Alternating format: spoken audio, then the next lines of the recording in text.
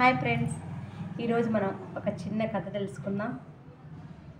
ఒక ఊళ్ళో ఒక ఇంట్లో ఒక కొబ్బరి చెట్టు ఉండేది.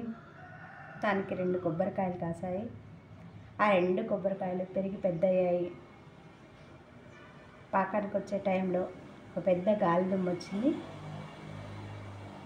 ఆ 2 కాయల్లో ఒక కాయ కింద ఉన్న బురదగుంట్లో పడిపోయింది. ఒక కాయ మాత్రం చెట్టు మీద మిగిలింది. చెట్టు మీద ఉన్న కొబ్బరికాయ బురదలో పడ్డ కొబ్బరికాయను చూసి, నువ్వు దేనికి పనికిరాకుండా అయిపోయావు, నువ్వు పూజకి పనికిరావు అని నవ్వింది. అదే విధంగా జరిగింది. కొన్ని రోజులకు యజమాని చెట్టు పైన ఉన్న కొబ్బరికాయను దేవుడికి పలహారంగా అర్పించడం జరిగింది. మనం కొబ్బరికాయ కొట్టాక ఏం చేస్తామో అందరికీ తెలుసు. ఆ కొబ్బరి చిప్పని తీసుకొచ్చి ఆ కొబ్బరిని తీసి పచ్చడి చేసుకొని తిన్నారు.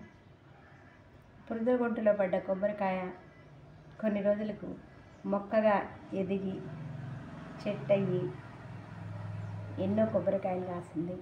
ఆ కొబ్బరికాయలు పూజకు పనికొచ్చాయి.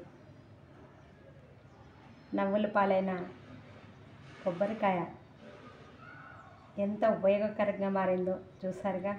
నవ్విన కొబ్బరికాయ ఏమైందో అర్థమైందిగా. అంటే ప్రతి మనిషికి కూడా దశలు ఉంటాయి. ఏ పరిస్థితికి మనం బాధపడకూడదు.